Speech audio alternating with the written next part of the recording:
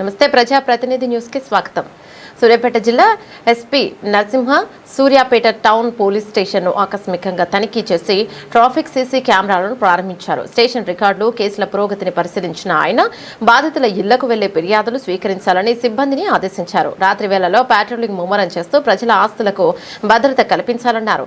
CC కెమెరాల ఏర్పాటుపై ప్రజల్లో అవగాహన పెంచాలని, శాంతి భద్రతల పరిరక్షణలో సిబ్బంది అప్రమత్తంగా ఉండాలని ఎస్పీ అన్నారు. మీడియా మిత్రులందరికీ కూడా నమస్కారం.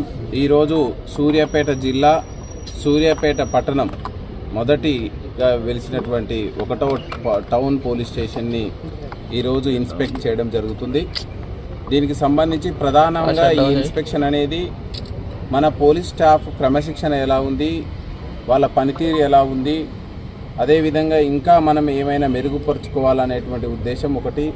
రెండవది, నేరాల నమోదు ఎలా జరుగుతుంది, నేరాలు జరగడంలో మన పోలీస్ పాత్రతోటి ఆగిపోయే నేరాలు ఏమున్నాయి, ఇంకా రౌడీ షీటర్ల యొక్క కదలికలు ఎలా ఉన్నాయి, ఏ చిన్న వాళ్ళ మీద మనకు అసాంఘికమైనటువంటి చర్యలు ఏమైనా మన దృష్టికి వచ్చినప్పుడు ఇమ్మీడియట్లీ వాళ్ళ మీద స్ట్రింజెంట్ యాక్షన్ తీసుకునే విధంగా యాక్షన్ ప్లాన్ ఎలా ఉంది, అదేవిధంగా గాంజాయి అనేటువంటిది మన సూర్యాపేట జిల్లా నుంచి తరిమేయాలనేది పోలీస్ ప్రథమ కర్తవ్యంగా ఉంది.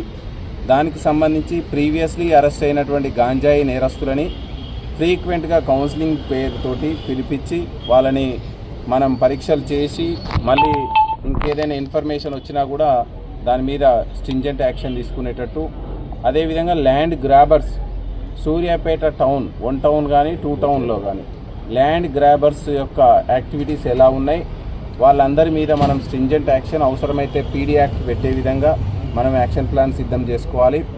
అదేవిధంగా మహిళలను, అదేవిధంగా చిన్నపిల్లలను వేధించే వాళ్ళు ఎవరున్నారు, తదేకంగా వేధించే వాళ్ళ మీద నిఘా పెట్టి షీ టీమ్స్, భరోసా, అదేవిధంగా యాంటీ హ్యూమన్ ట్రాఫికింగ్ వింగ్స్, వీటన్నిటితోటి మనం సమన్వయం చేసుకొని సూర్యాపేటని ఒక సేఫ్ అండ్ సెక్యూర్ టౌన్గా తీర్చిదిద్దాలి.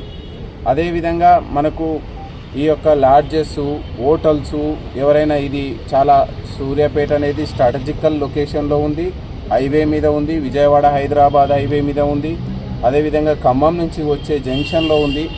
సో వీటన్నిటిని దృష్టిలో పెట్టుకొని తదేకంగా చాలా ఫ్రీక్వెంట్గా ఈ మనం ఎస్టాబ్లిష్మెంట్ను చెక్ చేసుకోవడం, అదేవిధంగా నాకాబందీ కండక్ట్ చేసుకోవడం, కార్డన్ సెర్చ్ ఆపరేషన్స్ చేసుకోవడం, అల్టిమేట్లీ ప్రజలకు పోలీస్ సేవలు అనేవి విరివిరిగా అందుబాటులోకి తేవడానికి మనం ప్రయత్నం చేస్తూ ఉన్నాం. అదేవిధంగా డోర్ స్టెప్ ఎఫ్ఐఆర్ అనేటువంటి దానికి మనం ప్రాధాన్యత ఇస్తూ ఉన్నాం. డోర్ స్టెప్ ఎఫ్ఐఆర్లో పోలీసుల దగ్గరికి తదేకంగా తిరగాల్సినటువంటి అవసరం లేకుండా పోలీస్ స్టేషన్కి డయల్ 100 ద్వారా, డయల్ 112 ద్వారా ఏమైనా కాల్స్ వస్తే ఆ కేసు గ్రావిటీని బట్టి మన పోలీసు బాధితుల దగ్గరికి వెళ్ళి అక్కడనే ఎఫ్ఐఆర్ చేసి ఇమ్మీడియట్లీ తక్షణం దర్యాప్తు చేపట్టి అన్యాయం చేసిన వాళ్ళని, నేరం చేసిన వాళ్ళని అప్రహెండ్ చేసే ప్రక్రియకి మనం నాంది పలికినాం. అది కూడా మనం సూర్యాపేట జిల్లాలో చాలా మైన్యూట్గా మానిటర్ చేస్తున్నాం. ఇదే కాకుండా పోలీస్ స్టేషన్లో రికార్డుల మెయింటెనెన్స్ ఎట్లా ఉంది, పోలీస్ స్టేషన్ పరిసరాల ఎలా ఉంది, వచ్చే ప్రజలకు ఎలాంటి సౌకర్యాలు కల్పిస్తున్నాం, అదేవిధంగా మనం పోలీస్ స్టేషన్లో నమోదైన కేసుల మీద వేగవంతమైనటువంటి దర్యాప్తుకి ఎలాంటి చర్యలు తీసుకుంటున్నాం, నైట్ టైంలో మనం ప్రజలందరికీ భరోసా ఇవ్వడానికి పాట్రోలింగ్స్, బీట్ సిస్టమ్ ఎలా ఉన్నాయి, సో సర్ప్రైజ్ చెకింగ్, ఆఫీసర్స్ తోటి సర్ప్రైజ్ చెకింగ్ చేయించుకోవడం, ఇలా అన్ని విధాలుగా మనం పోలీసులకు దిశానిర్దేశం చేయడం జరుగుతుంది.